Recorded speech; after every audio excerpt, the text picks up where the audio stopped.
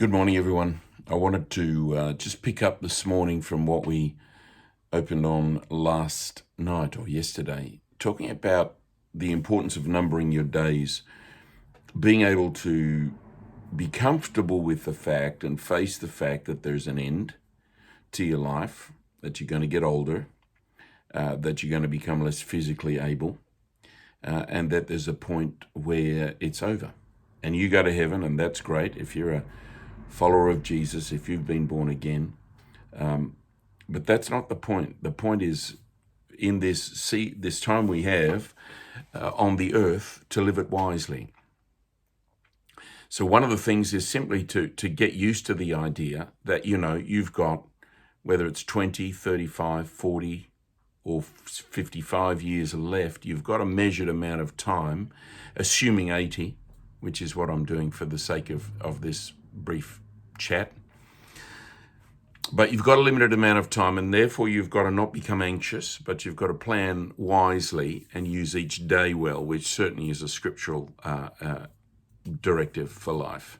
One of the things that I found really helpful in approaching that well is just how I conceptualize those 80 years. Because I remember when I was younger, a Christian rock musician guy wrote a song about turning 30 as if it was like a big deal, which of course for those at that point it is.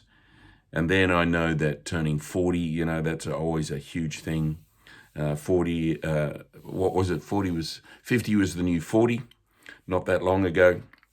And you sometimes feel like you're not in a race exactly, but that time is running out. You can't ignore that. You can't ignore the fact that there's a limited amount of days. That's not wise.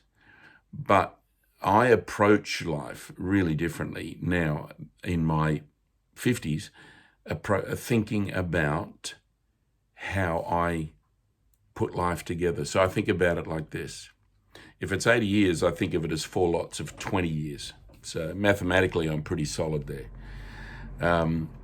And I look at the first 20 years really as you pretty much don't have a clue what you're doing.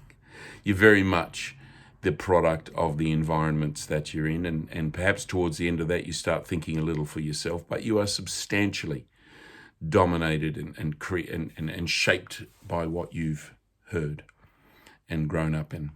And then from 20 to 40, that second phase, where a lot of people in today's world would think that's like the prime time. But really what you're doing is getting on in the direction, you would hope, of what you're looking for. It may take you a while to find out what you're really there for. There are always the challenges and the problems, if you like, of being young, in that we tend, and certainly I tend not to listen very much and think that we've got somewhere that we haven't really yet. But nonetheless, in those years, you're moving towards your target of what you want to achieve in this life. And then you have 40 to 60, the third band. And that is where a lot of people will look for maximum impact in life and that things really start rolling.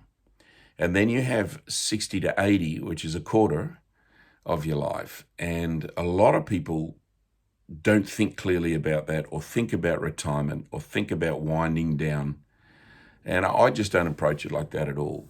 For me, the first 20 years, I couldn't do much about. And so I haven't had a whole lot of decision making going on in that, certainly not with any kind of intelligence much, So for me, actual life, me living, might start more around 20. And that means that halfway through an effective life is 50. And that means that the second half, well, it doesn't mean, the reality is that the second half, the second 30 years from 50 to 80, should be way more effective, should be way more fruitful, and should be way more prosperous, and should be way more influential than they ever were in that first half of that 50, 60-year period. And so for me, in my 50s, approaching this last quarter, 60 to 80, that's a lot, 20 years. And you can be incredibly healthy. incredibly intelligent. You've learnt some stuff. Hopefully you've grown in Christ.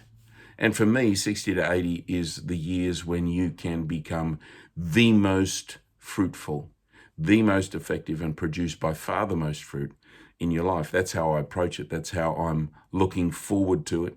And there's plenty of good reason to think that way. If you think that the physical world and how you look and what you're physically capable of is the be-all and end-all, then you will fear getting past 40, let alone 50.